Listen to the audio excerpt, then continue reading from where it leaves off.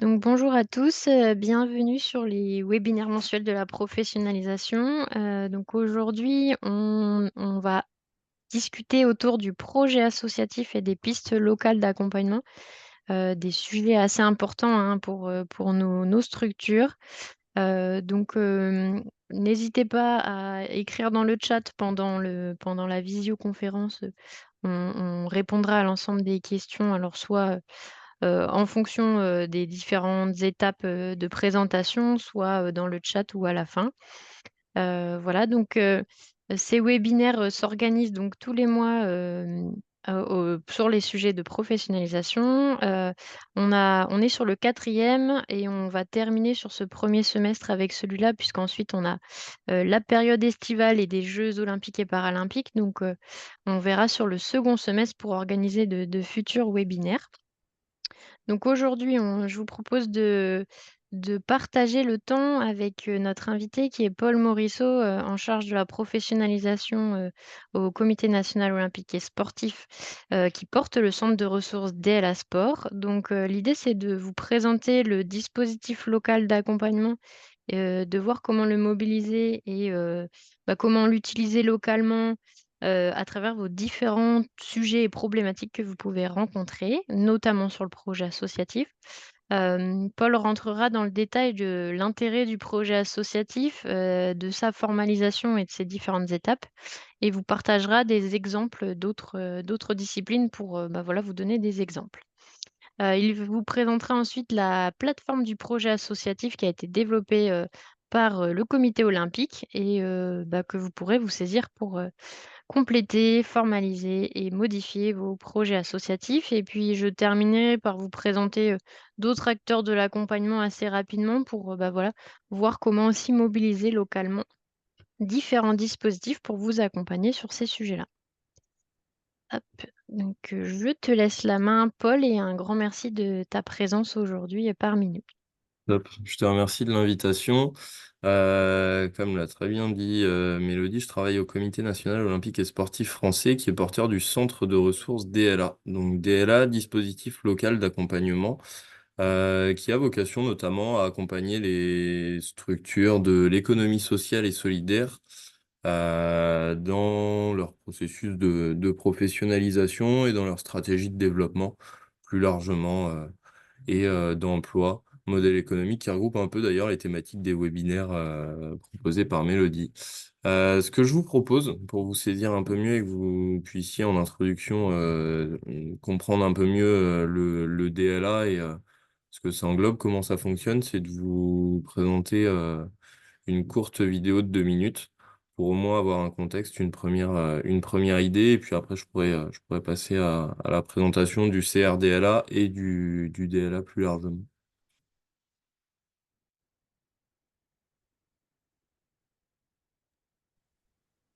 Hop, Ouais, top. c'est bon, vous voyez? Hop. Ouais. À la découverte du DLA, dispositif local d'accompagnement de l'ESS. Vous êtes une structure d'utilité sociale et vous souhaitez développer votre activité et pérenniser vos emplois? Vous pouvez bénéficier de l'appui d'experts sur votre stratégie de développement à travers le DLA, le dispositif local d'accompagnement de l'ESS. Le DLA est un dispositif public et gratuit qui s'adresse aux structures de l'économie sociale et solidaire, l'ESS. Pour rappel, l'ESS regroupe des structures de tous les secteurs d'activité. Leur point commun est que toutes placent l'utilité sociale au cœur de leur projet, en la conciliant avec une activité économique. L'ESS représente aujourd'hui plus d'1 salarié sur 10 en France. Associations culturelles, structures du médico-social, coopératives maraîchères qui travaillent avec des personnes fragiles, projets dans le recyclage et le réemploi, le DLA accompagne donc une grande diversité de structures. Ouais, Concrètement, ça comment bug ça un peu, marche? Mélodie. Prenons l'exemple de Comment? Pouce Durable, une épicerie solidaire. Après avoir contacté la chargée de mission DLA de notre département, nous avons réalisé ensemble un diagnostic de notre structure. C'est là que nous avons décidé de développer des activités de sensibilisation à l'alimentation durable. À ce stade, la chargée de mission priorise avec nous les actions de l'accompagnement ainsi que les intervenants à mobiliser. Nous avons fait appel à un expert consultant. Il a réalisé une étude d'opportunité et nous a guidés dans la stratégie à adopter. Cela nous a permis de revoir notre modèle économique, diversifier notre activité et créer un nouvel emploi. Comme Pouce Durable, ce sont près de 6000 structures qui sont accompagnées chaque année sur des problématiques très diverses. Dans tous les départements, des antennes locales du DLA vous accueillent et vous accompagnent. L'Avise est l'opérateur national du dispositif. Enfin, plus de 1500 expertes et experts consultants travaillent aux côtés du DLA. Vous souhaitez vous aussi bénéficier d'un accompagnement ? Rendez-vous sur www.info-dla.fr pour en savoir plus et pour contacter votre interlocuteur DLA sur votre département. 20 appartements seulement. Merci Mélodie. Je remets la présentation. Ouais. Comme vous avez pu le voir, donc le DLA s'adresse surtout aux structures de l'ESS et aux associations, et le sport en fait fait partie de cet écosystème et donc est éligible. Pour être éligible, il y a une seconde condition, c'est d'être déjà employeur. Donc pour les structures sportives, c'est pas toujours le cas. Donc c'est là aussi où il y a un enjeu d'accompagnement parfois vers cette fonction-là en amont d'un accompagnement, et les principaux objectifs, vous les retrouvez dans la vignette du milieu sur le pourquoi un accompagnement, donc notamment sur la consolidation de l'emploi pour les structures sportives, sur leur renforcement de leur modèle économique aussi, qui peut être parfois instable, l'amélioration de la stratégie et plus largement d'une stratégie de développement. On y reviendra plus tard sur la formalisation de ça, mais ça passe aussi et beaucoup par le projet associatif. Nous, c'est un prisme, en tout cas, qu'on aime bien, par lequel on aime bien passer, plutôt que toujours, ou plus souvent le modèle économique, mais plutôt la stratégie de développement, initiale, et enfin le développement des partenariats plus largement.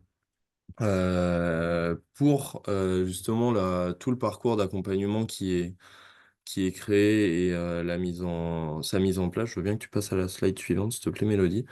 On va avoir un parcours qui va être ici en 5 étapes, avec une première partie notamment sur l'accueil des structures bénéficiaires pour évaluer et déterminer donc la pertinence d'un accompagnement et d'une prise en charge dans le cadre du dispositif. Vous verrez que c'est un accompagnement qui se fait justement sur plusieurs mois en général. Et donc, on passe ensuite sur l'idée d'un diagnostic partagé. Ça rejoint un peu cette idée qu'on peut avoir de poser un diagnostic lors de la réalisation de son projet associatif. On parle de diagnostic partagé dans l'accompagnement du DLA, parce qu'il est partagé entre le chargé de mission, comme vous avez pu le voir dans la vidéo DLA, qui intervient dans les territoires, et la structure, ça permet d'avoir une photographie à l'instant T de l'état de santé ou de l'état tout court de la structure et de où est-ce qu'elle en est. Pour savoir où est-ce qu'elle souhaite aller aussi, c'est important, donc de reposer ses bases. Après ce diagnostic qui permet justement d'établir aussi les forces et faiblesses et les forces en présence sur le territoire. Ça permet de sortir ou d'identifier certaines choses à améliorer, en tout cas au sein des structures. Et donc, on parle de l'élaboration du parcours d'accompagnement et de la définition des axes prioritaires, qui sont définis d'ailleurs par les chargés de mission et par la structure, encore une fois. Et ça nous permet d'arriver sur la coordination du parcours et sa mise en œuvre, notamment avec l'intervention, comme vous avez pu le voir encore une fois dans la vidéo, mais c'est bien de se répéter, d'un consultant expert, notamment sur les domaines qui ont été identifiés sur le parcours d'accompagnement. Donc ces accompagnements durent entre 3 et 5 jours au total et permettent d'avoir ensuite un suivi, une consolidation. L'idée, c'est pas d'avoir un one-shot dans le DLA, mais vraiment de pouvoir pérenniser justement ces axes d'amélioration qu'il y a pu y avoir et tous les bénéfices qu'on en tire d'un accompagnement.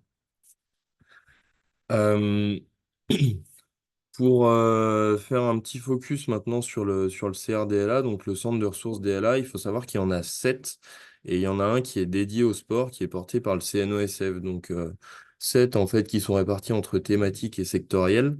Nous aujourd'hui, on a comme principale mission justement, c'est d'apporter un appui et des ressources sectorielles au DLA, notamment auprès des chargés de mission pour les appuyer dans leurs accompagnements. Vous avez vu, le champ, en tout cas, des associations et des structures qui sont accompagnées est quand même très large.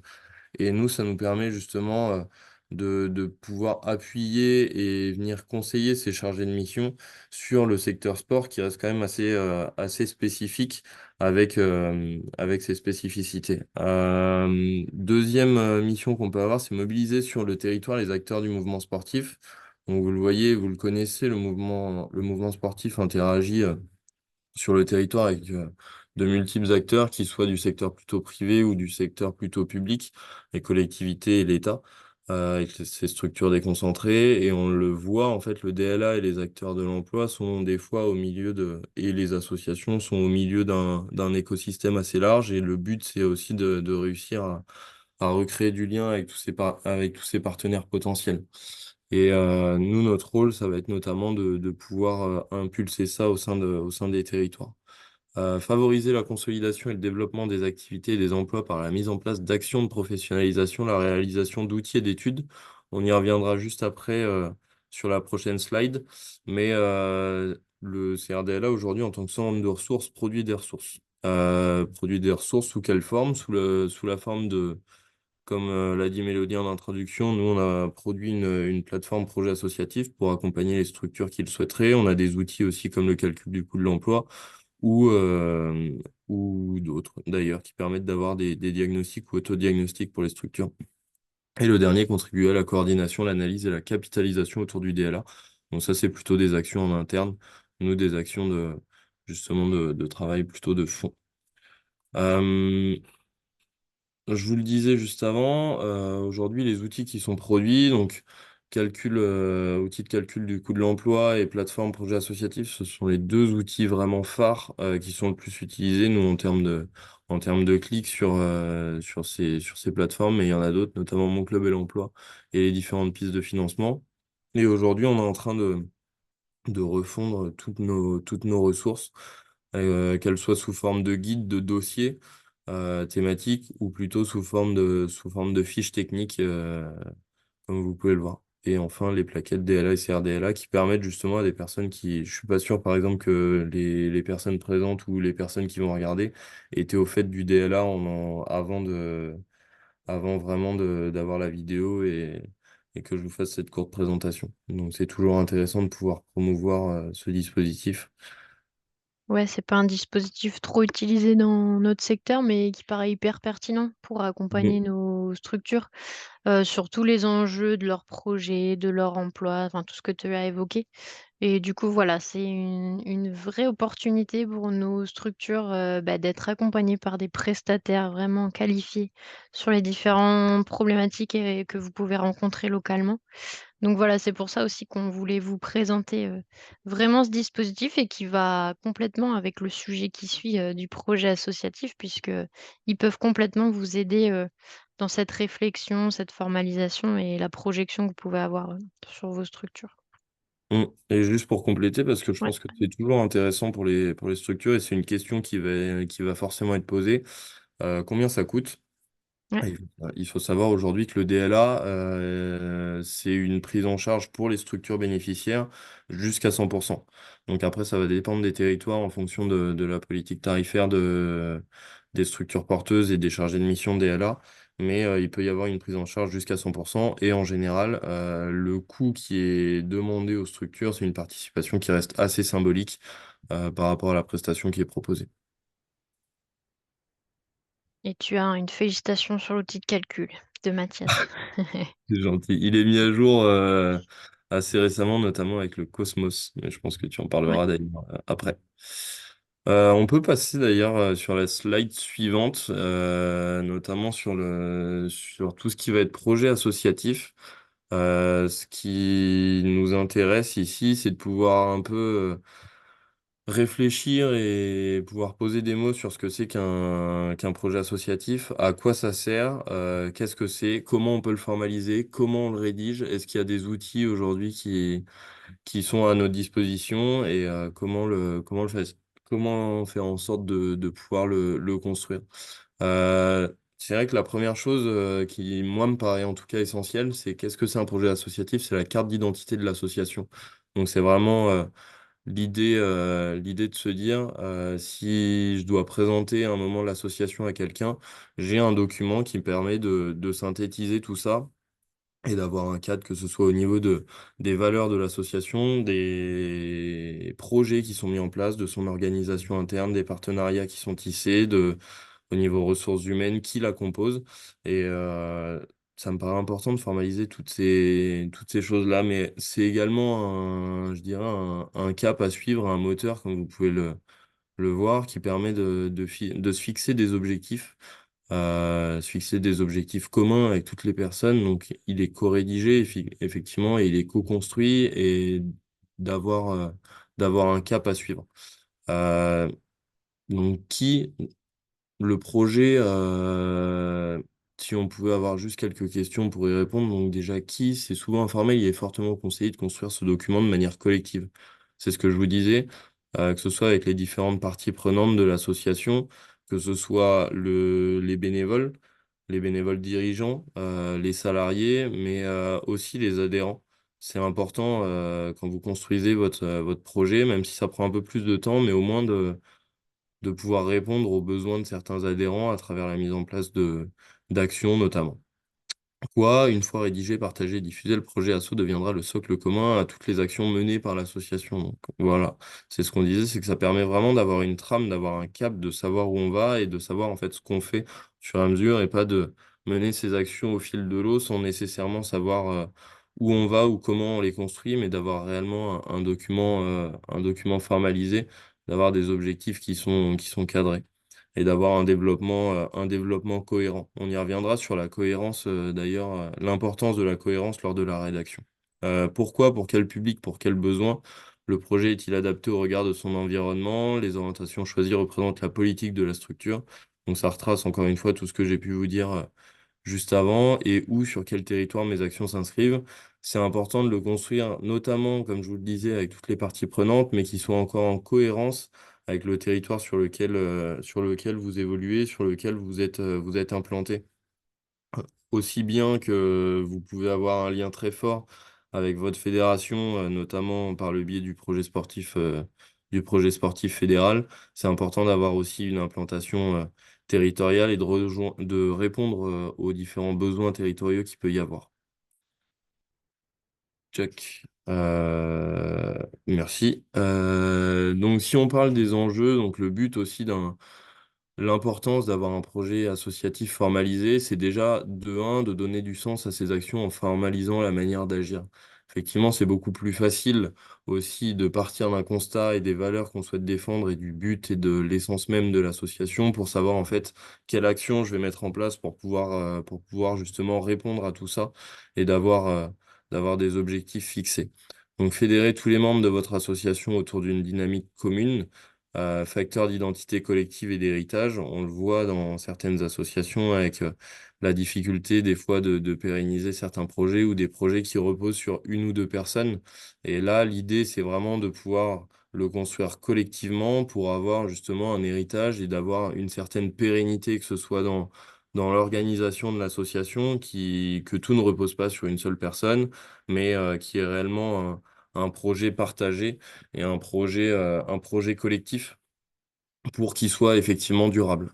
Structurer et développer, sur le troisième point, son association pour optimiser son fonctionnement et faire face à l'évolution des secteurs. Le projet associatif, on en parlait, c'est un cap, c'est un moteur, mais c'est un outil de pilotage aussi. On peut le définir comme ça dans l'idée où on peut s'y référencer à un moment pour pouvoir, ça nous sert de guide et ça nous sert d'outil de construction aussi de nos projets en amont. Quand on commence à y réfléchir, vous allez le voir juste après, il y a des exemples dans le PowerPoint. Il y a l'idée en fait de pouvoir le formuler, de pouvoir le formaliser, et de pouvoir le mettre par écrit, ça va faciliter la réalisation et la conduite des actions et des projets que vous voulez mener au sein même de votre association. Parce qu'on part d'un socle commun, on part d'outils de pilotage, et là, je vous présenterai la plateforme après, mais vous avez dans le kit de rédaction des outils qui vous permettent aussi de mieux préparer vos actions, de mieux préparer vos projets. Disposer d'un outil de communication interne et de valorisation externe, ça, c'est vraiment l'idée qu'on s'en fait à travers l'idée d'une carte d'identité. C'est-à-dire qu'en interne, ça permet aussi à vos adhérents, à vos bénévoles et aux salariés de pouvoir justement avoir un point de repère sur l'association, qui elle est et où elle va, et en même temps de construire vos projets, comme je vous le disais, mais en même temps en externe. C'est un outil de communication formidable parce que en fait la valorisation et la diffusion de votre projet associatif permet à vos potentiels partenaires, dans un seul document, de savoir qu'est-ce que vous faites, qui vous êtes, ce que vous défendez et ce que vous menez tout au long de l'année. Et d'avoir justement dans un seul document une facilité de lecture et de compréhension de l'association, c'est quand même un enjeu assez fort. Recherche de financement, bénéficier d'appui et de ressources de réseau, ça rejoint un peu le point qu'on a pu dire avant, et démontrer la cohérence avec les besoins des publics et les enjeux de développement du territoire et de la fédération. C'est ce que je vous disais. Pareil avant, c'est l'idée en fait d'avoir justement cette double cohérence entre les enjeux territoriaux que vous pouvez rencontrer avec les acteurs locaux, que ce soit des partenariats privés ou publics, tous les enjeux que vous avez aussi dans les relations avec votre collectivité territoriale, les enjeux que vous pouvez avoir si vous avez des relations avec les services déconcentrés de l'État, justement de démontrer aussi une certaine structuration et un certain cap de l'association. Mais il y a aussi l'idée d'avoir la cohérence par rapport aux besoins de votre public, de vos adhérents, lorsque vous le construisez, et en même temps avec votre fédération. C'est-à-dire que vous pouvez pas non plus, vu que vous êtes un club qui est affilié à une fédération, il y a quand même un cap à mener, des actions à suivre aussi en cohérence avec le projet fédéral. Tac. Tu veux que je passe? Ouais, on peut passer, et on peut passer Ouais. d'ailleurs sur la suite aux étapes de la construction du projet ASSO. Vous allez retrouver notamment trois étapes phares: diagnostic, formalisation et évaluation. L'idée, encore une fois, lors du diagnostic, c'est d'avoir une photographie à l'instant T, de pouvoir avoir une liste assez exhaustive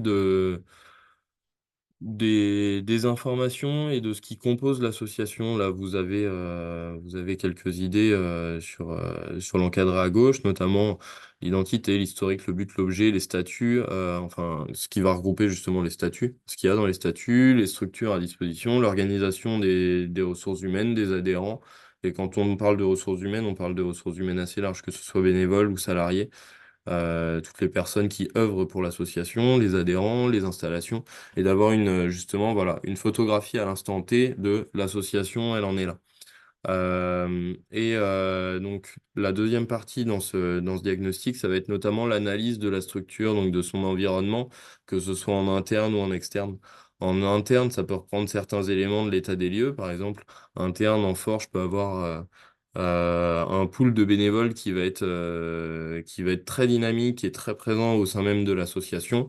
En termes de faiblesse, mettons une trésorerie compliquée et une trésorerie, voilà, une faible trésorerie. Ça va être tout ce qui va être les forces et faiblesses en interne. Et après, en externe, vous allez avoir toutes les opportunités et les menaces. Ce qui va notamment composer les opportunités, ça va être une nouvelle dynamique, mettons, sur le sport santé au sein du département, et en sachant que vous avez la volonté de vous inscrire dans ce type de projet. Et en menace, par exemple, justement, ça peut être la... j'en ai pas, on pourra en voir après, mais l'implantation d'une structure privée, par exemple, sur le même territoire que vous, ça peut être une menace pour le développement de votre association. Tu peux passer si tu veux, avec l'exemple justement de cette analyse de l'état des lieux, avec ce que je vous disais en interne, force et faiblesse, et en externe, opportunité, menace. En autre mot, on peut parler on peut parler d'un SWOT, si ça parle peut-être à d'autres personnes, plus sous ce nom-là, mais ça reprend un peu cette idée, avec notamment les forces et faiblesses en interne et en externe. Si vous voulez, je vous laisse quelques instants juste pour lire, et on pourra passer ensuite à la deuxième partie, à la deuxième étape de la construction du projet ASSO. Ouais. De toute façon, on vous enverra la présentation. Ouais, Comme on est limité aussi en termes de temps, je te ouais. propose d'enchaîner. On est plutôt bon dans le timing. Ouais, ouais, je te redirai. Euh, Donc voilà, c'est important justement quand vous construisez votre projet associatif, de l'écrire et de le formaliser. Un projet associatif, il est jamais informel parce que comme je vous le disais, en... c'est co-construit un projet et pour éviter qu'il y ait une certaine forme d'ambiguïté, que ce soit dans les mots ou l'idée, c'est de le graver aussi dans le marbre et que tout le monde soit d'accord avec ça et que ce soit une formalisation partagée. Et donc, vous l'avez ici, vous avez un exemple qui peut être utilisé. Il y a un kit d'écriture qui est mis à dispo sur la plateforme et que vous pouvez reprendre, qui est important. Donc là, vous avez justement nom, objet et date de création. Donc, vous avez effectivement tout avant tout l'état des lieux. Et là, on passe justement à la formalisation. Donc, la période du projet, ça va être la première étape de l'écriture. Il définit les orientations politiques de l'association. Il nécessite d'être suffisamment large pour être adaptable. En fait, l'idée d'être adaptable, pardon, c'est qu'un projet associatif, il va être évolutif aussi. L'idée, c'est d'avoir un socle et après de pouvoir le faire évoluer, que ce soit au fil des années, au fil des mois ou au fil des années. Il est toujours partagé avec tout le monde, mais il peut évoluer en fonction des projets qui sont mis en place. En deux, ça reprend les valeurs de l'association. Donc, le paragraphe permet d'affirmer les valeurs que l'association défend ainsi que celles qui rassemblent, pardon, l'ensemble des membres de la structure. En trois, on parle des objectifs poursuivis pour ce projet-là et pour l'association. Donc, c'est tout ce qui va être justement, ils reprennent et ils représentent le résultat du diagnostic et ils constituent un véritable fil conducteur pour la structure. Donc, l'idée, c'est que justement, entre le diagnostic et la formalisation, l'écriture du projet asso, il y a un lien. On part de l'existant et on est en train de formaliser vers là où on a envie d'aller. Et check, on peut passer. Parfait, merci. On va retrouver en 4 les partenaires de l'association, donc que ce soit privé ou public, encore une fois, mais ceux avec qui on va pouvoir construire les projets et les actions qu'on a envie de mener, avec qui on va travailler. Et quand on est quand même une association, on a quand même pas mal de partenaires, que ce soit public ou privé, des gens avec qui on travaille. Et les actions de l'association, très important de les formaliser parce que comme on le disait sur la slide d'avant, je la reprends de mon côté. C'est aussi un outil de pilotage et donc ça va vous permettre de vraiment marquer noir sur blanc euh, les, tout ce qui va composer l'action et comment vous souhaitez la construire.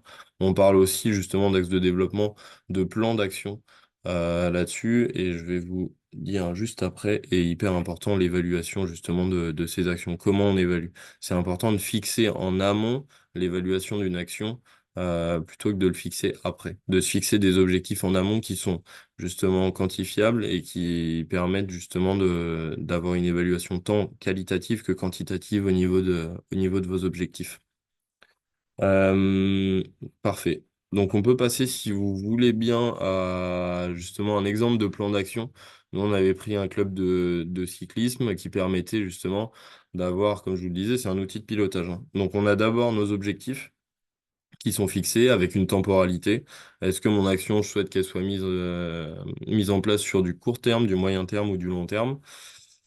L'action que vous mettez en place, là où les sous-actions, pour justement arriver à réaliser votre action et remplir vos objectifs. Et ensuite, les moyens qui sont mis en place. Donc, quand on parle de moyens, on peut parler de moyens financiers, on peut parler de moyens humains, on peut parler de moyens techniques, de moyens matériels, de moyens au niveau des partenariats. Et donc, ça va être hyper important de justement pouvoir les remplir. On parle d'indicateurs d'évaluation aussi, c'est ce que je vous disais, qu'ils soient qualitatifs ou quantitatifs, que ce soit des variables au niveau de chiffres qu'on se met, au niveau d'une évolution, au niveau de, par exemple, le nombre de participants qu'on a envie d'atteindre. Est-ce que cette action, elle va me faire évoluer mon nombre d'adhérents? Donc, c'est ce que vous retrouvez aussi dans les cases qui sont remplies. Et enfin, référent de l'action et les parties prenantes de l'association, c'est-à-dire responsable salarié de la structure et ensuite président de l'association, service des sports de la collectivité. Donc ça, en fait, vous pouvez le retrouver, vous pouvez le mettre en place justement pour toutes les actions que vous souhaitez mener. Si on regarde en plus L'exemple, l'objectif 1.2, favoriser l'accès à la pratique, la découverte du cyclisme.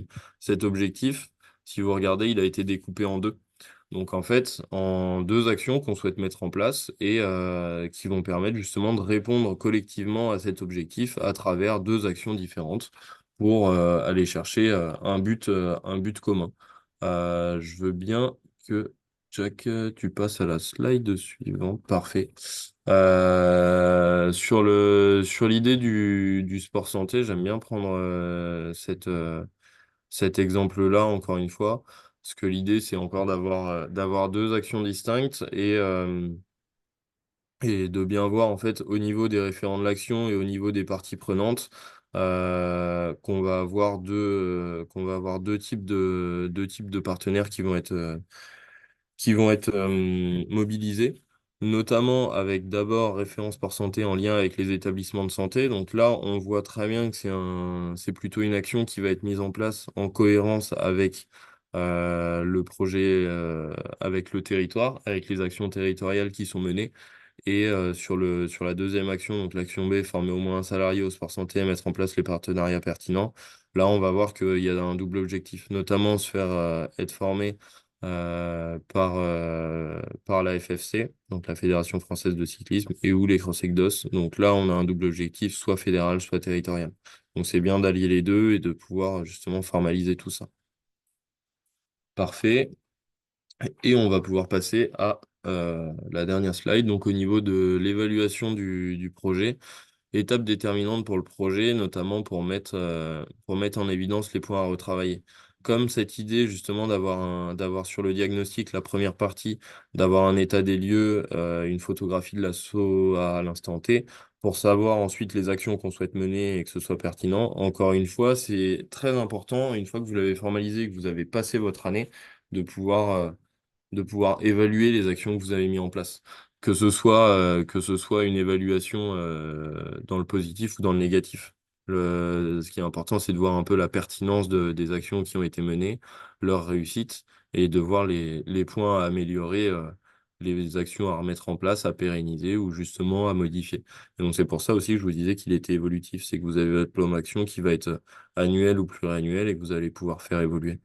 Définir en amont et collectivement des critères quantitatifs et qualitatifs à se donner et des objectifs à court, moyen, long terme, évaluer le projet et ses actions par rapport aux objectifs fixés et dresser le bilan et proposer des ajustements éventuels du projet ASSO pour répondre aux objectifs.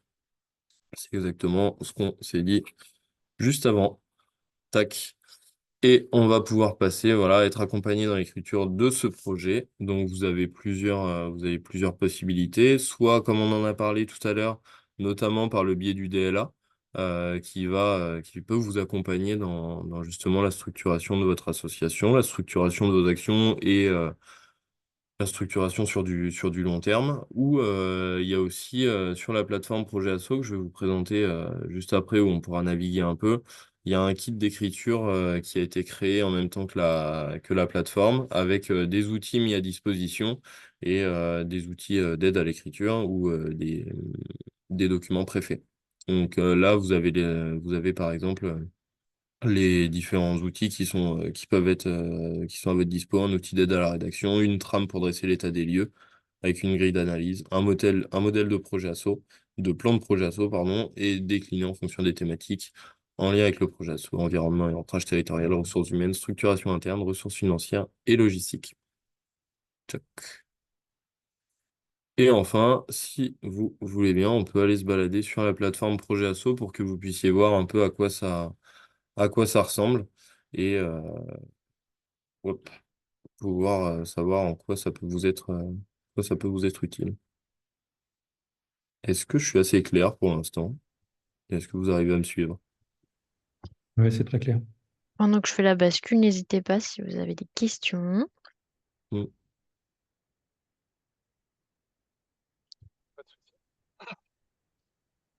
Hop, je repartage. Tac. Parfait. Ouais. Donc cette plateforme, elle a été pas besoin, je pense, Mélodie, de passer la vidéo. Enfin, Ok. c'est pas forcément nécessaire. Mais vous avez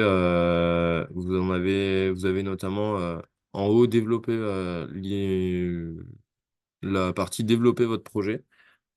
Yes, je vais y aller en même temps. Hop. Et on peut descendre. Et ici, en fait, vous avez exactement la même présentation que j'ai pu vous faire en plus synthétique avec justement les différents éléments du projet associatif, notamment les éléments de cadrage avec le diagnostic, la formalisation et l'évaluation, les différents enjeux en fait aussi d'avoir d'avoir la plateforme projet asso. Check. Attends, pour éviter de me perdre, je connais pas encore le site par cœur. Je vais aller dessus aussi. Ou partage si tu préfères, hein, tu me dis. Non, ça va le faire.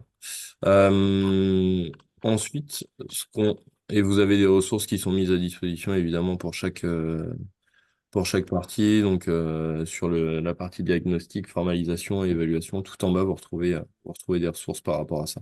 Mm. Check. Sur la partie thématique, vous allez avoir notamment des ressources qui sont mises à votre disposition. Et c'est des ressources que vous pouvez aussi retrouver sur le site internet du CRDLA. C'est deux sites distincts parce que cette plateforme elle est vraiment dédiée au projet associatif dans un souci de visibilité. Et on est souvent, c'est pas pour nous jeter des fleurs parce que c'est pas moi qui en suis à l'origine, mais c'est plutôt d'ailleurs Mélodie. Elle est souvent utilisée par d'autres acteurs que les acteurs du sport. En plus, c'est une plateforme qui est assez reconnue. Donc là, c'est ce qui va nous intéresser, votre projet. Donc vous avez pas mal de ressources sur les différentes thématiques qu'on a pu aborder. Et si tu vas tout en bas, Jack, sur votre projet, on va pouvoir revenir sur justement développer votre projet. Sur la droite, télécharger le kit d'écriture. Ça y est, je suis perdu. Ça l'a pas, ça allait ailleurs. Ouais, Puis un et je bug. pense que, ouais, très bizarre. Votre projet. Ouais, le lien est plus bon. Ouais, le lien est plus bon. Ouais, bah en attendant, check. Après, pour l'instant, Je l'ai sur mon mini-site aussi. Je vais voir si le lien est bon. Ouais, c'est bon. Voilà. parfait. Je vais vérifier. Faudrait que je le remette à jour.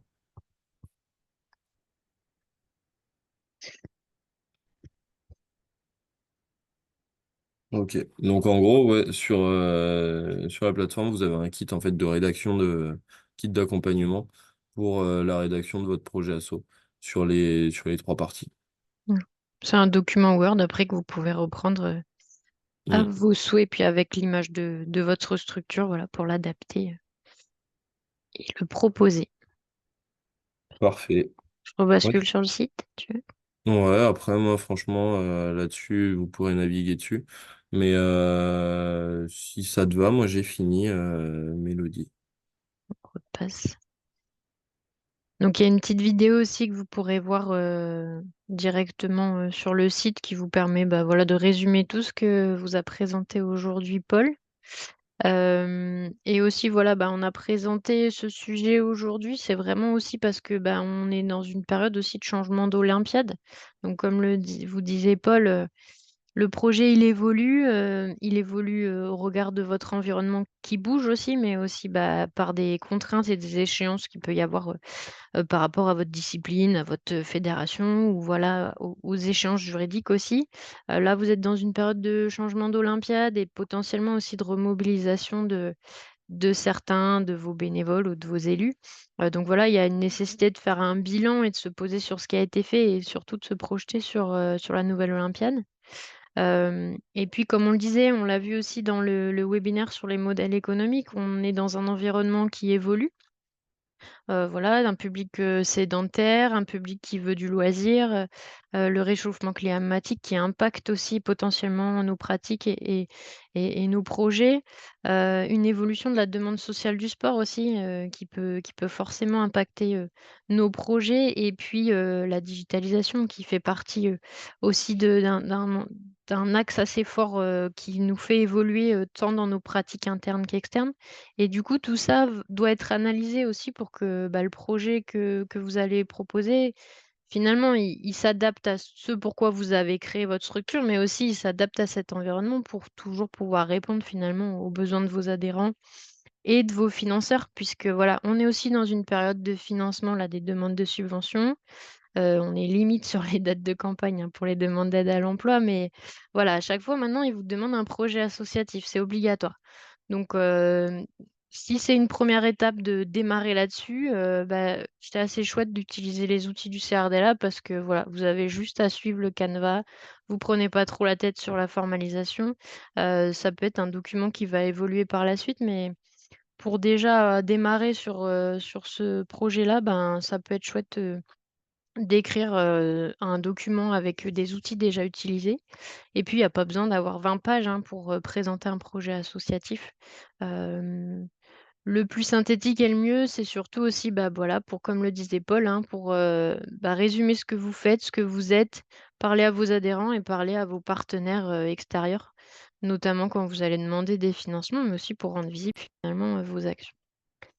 Je vais terminer, après on peut faire un petit temps d'échange et de présentation aussi si vous avez des projets associatifs ou la volonté de votre côté d'en développer, on peut prendre un petit temps, de vous parler aussi d'autres pistes, d'accompagnement que vous pouvez avoir localement. Donc, Paul vous a présenté le DLA qui est un outil formidable, hein, pour, nos structures. Mais voilà, il faut le connaître, il faut vouloir le mobiliser. Donc, dans la slide, on vous a mis aussi le lien vers, l'ensemble des contacts, en fonction de vos territoires. Vous avez des chargés de mission, dans chaque département. Donc n'hésitez pas à les contacter pour une première information et puis voir si, vous souhaitez aller plus loin dans cette démarche-là. Il faut vraiment que ce soit une démarche collective aussi. On l'a peut-être pas rappelé au début, mais au même titre que le projet associatif, si vous vous embarquez dans un accompagnement, c'est d'embarquer aussi, bah, les salariés, les bénévoles de votre structure pour que vous puissiez aller tous ensemble, répondre à votre besoin et être accompagnés au mieux par ces acteurs-là. Donc vous avez, les chargés de mission DLA localement, vous avez aussi les comités régionaux et les comités départementaux olympiques et sportifs qui peuvent vous accompagner sur différentes thématiques de la vie associative et la vie sportive. Voilà, vous en avez aussi partout sur vos territoires. Se développent pas mal des dispositifs, guides asso, qui ont différents échelons, mais c'est un échelon, voilà, pardon, un dispositif qui va vous accompagner sur toutes les démarches de vie associative de manière générale et vous avez des guides asso spécialisés dans le sport qui peuvent vous accompagner plus spécifiquement, hein, sur, différents enjeux, de la vie asso. On parle, de projets asso, mais plus largement de tout ce à quoi vous êtes confrontés en tant que club. Ensuite, vous avez profession sport et loisirs, qui va vous accompagner notamment pour les démarches liées à l'emploi, bulletin de salaire, diffusion d'offres d'emploi et cetera. Donc, c'est un acteur incontournable, localement sur, vos territoires pour, vous accompagner, sur toutes ces démarches liées à l'emploi. Vous avez des syndicats d'employeurs, donc, nous, on a le Cosmos qui est spécifiquement pour la branche sport, et dont on a une adhésion groupée pour l'ensemble de nos structures. Donc vous pouvez bénéficier gratuitement de cette, base de données, sur, le droit social pour vous aider vraiment sur toutes vos démarches liées à l'emploi. Donc il y a un lien aussi vers lequel vous pouvez aller, adhérer gratuitement en tant que structure employeuse et vous bénéficiez aussi de juristes, par téléphone pour des questions très spécifiques. Exopé du coup, c'est le syndicat côté animation, mais en fonction de vos structures, vous pouvez être confronté à eux.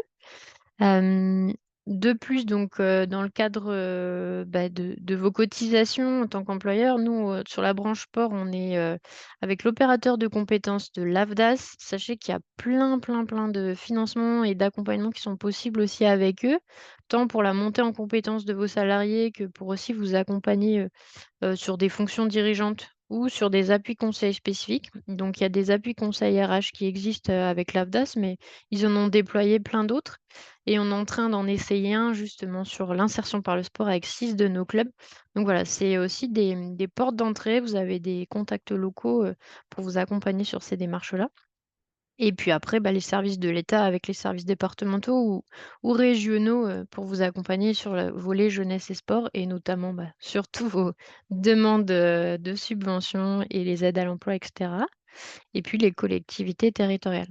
J'ai recensé l'ensemble de ces acteurs un peu plus détaillés sur le site professionnalisation de la Fédé que je vous ai mis en lien sur la slide. Qu'est-ce que j'avais d'autre à vous dire? On va faire un temps d'échange après, mais vous dire que voilà, on a organisé 4 webinaires là depuis, la rentrée de janvier et qu'on va faire une pause là pendant la période estivale et des jeux olympiques et paralympiques. Sachez cependant que vous pouvez revoir l'ensemble des webinaires sur, la playlist YouTube spécifique sur la Fédé. Et toutes les présentations sont sur le site professionnalisation dont je viens de vous parler. Donc vous pouvez retrouver toutes les slides et dont celle-là.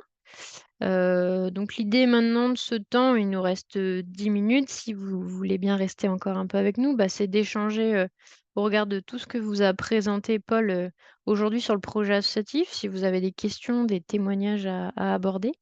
Et puis après, potentiellement, moi, de mon côté, si vous avez, des volontés de continuer ces webinaires pour le semestre prochain et des thématiques spécifiques, voilà, qui pourraient en ressortir. Est-ce que quelqu'un souhaite, témoigner ou une question? Non, mais c'était intéressant. Merci pour la présentation. Je pense qu'effectivement, le fait d'avoir une trame pour construire un projet sportif, enfin, nous, ça nous intéresse particulièrement à Saint-Germain. On a un club assez récent qui était tout petit, qu'on a fait croître en très peu de temps. Et du coup, on se retrouve face à une problématique de construire un projet sportif de rien, en partant de rien. Et le fait d'avoir une trame, déjà, ça nous permettra de structurer les choses et ça sera top. Merci pour ça. Avec plaisir. L'intérêt, c'est de vous faire gagner du temps à travers tout ça, hein. Et même Ouais. si des fois, on peut avoir l'impression de je vais encore perdre du temps à solliciter tout le monde, à passer du temps à écrire, c'est toujours bien en fait de poser ses bases aussi pour savoir un peu, pour avoir une ligne directrice encore une fois. C'est ça. Ouais. Est-ce que Mathias, tu as déjà commencé à remplir ou pas, spécifiquement? J'ai pas encore utilisé l'outil, on est parti d'une feuille vierge, on a fait quelque chose qui tenait à peu près la route pour faire les demandes de subvention la semaine dernière. Mais je pense que pour la rentrée, on va effectivement solliciter et nos bénévoles et nos adhérents pour construire quelque chose ensemble et faire quelque chose de plus sympa pour la prochaine AG qui aura lieu en décembre, en fait. On le soumettra au vote à ce moment-là. Ouais, là, ça va être la bonne période là avec l'été où il y a moins d'activités pour nos clubs, voilà. Et cette Alors, future mon olympiade qui activité, arrive, c'est pas gagné avec les JO, mais bon, on verra à la rentrée. c'est ça.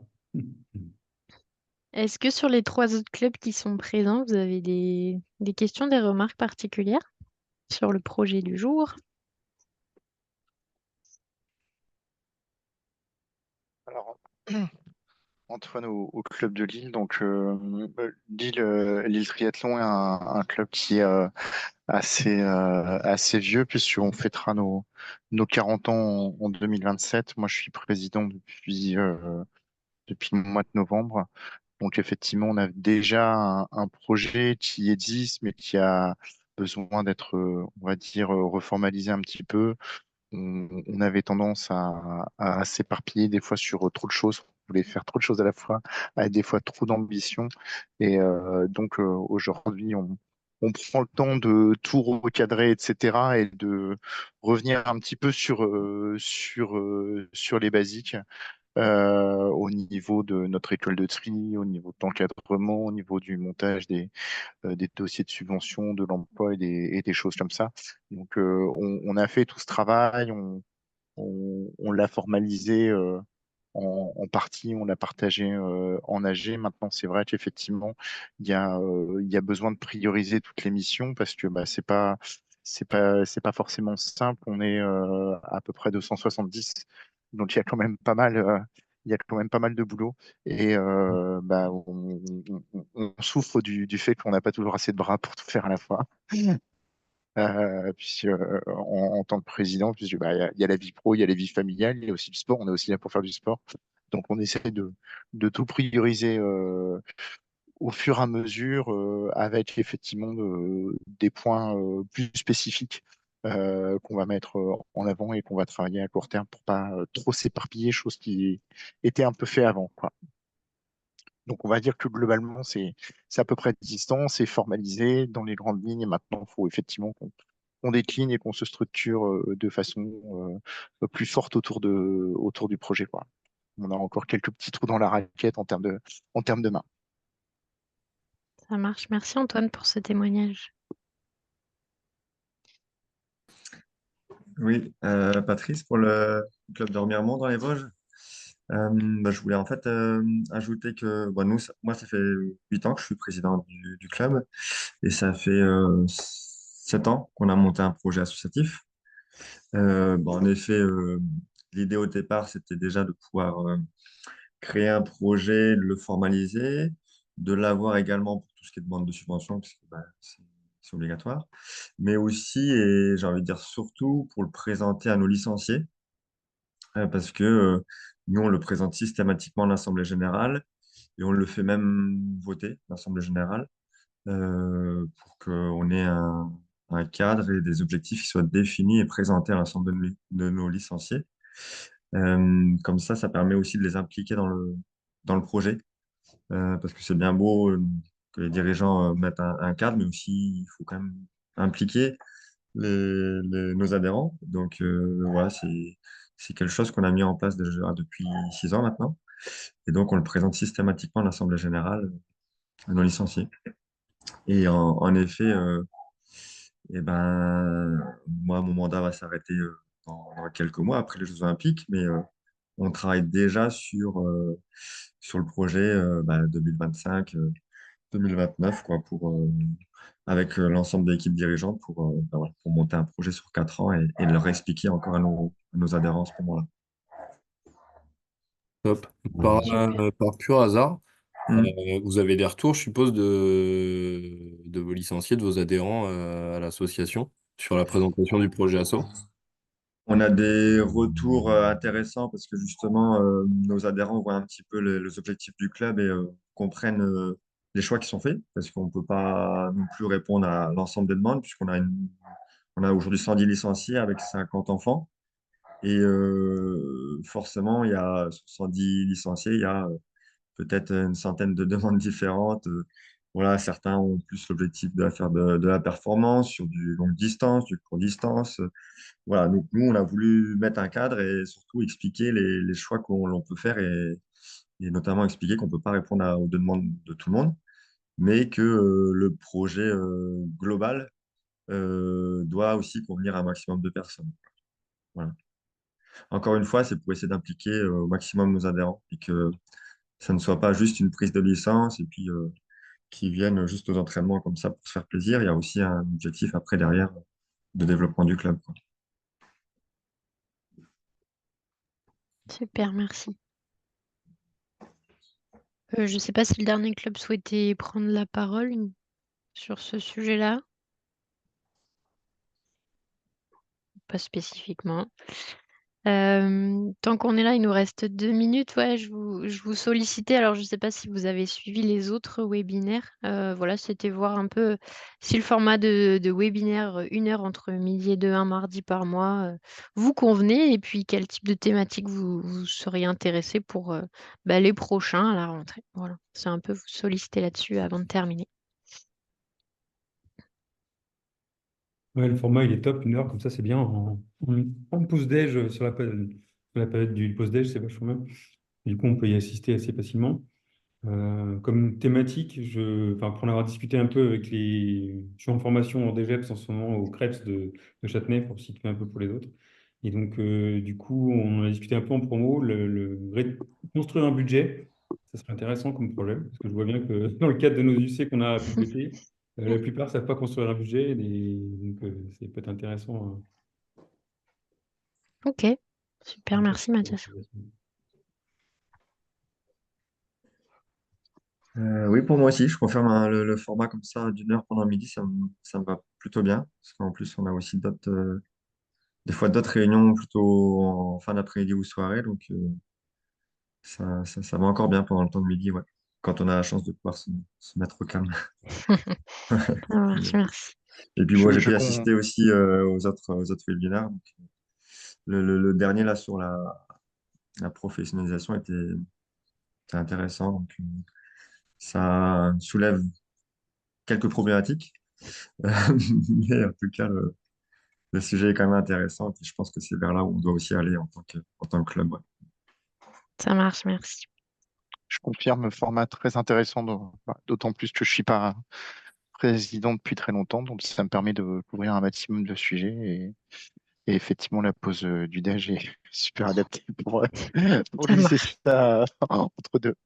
Super. Merci beaucoup Merci à pour vous. ces retours. Et puis, bah, du coup, je vous tiendrai au courant du programme de la rentrée, voilà, et des dates associées. N'hésitez pas, je passerai peut-être un formulaire justement pour répondre vraiment à vos besoins pour que j'adapte au mieux les webinaires. En tout cas, merci de votre présence. On n'était pas très nombreux, mais voilà, ça au moins, on a tenu ça. Et puis, merci beaucoup, Paul, pour ta présence, ta présentation et puis tous les outils qu'on va pouvoir mettre à disposition de nos structures. Voilà, c'était très agréable de pouvoir partager ce temps avec toi. Merci pour l'invitation. Plaisir partagé.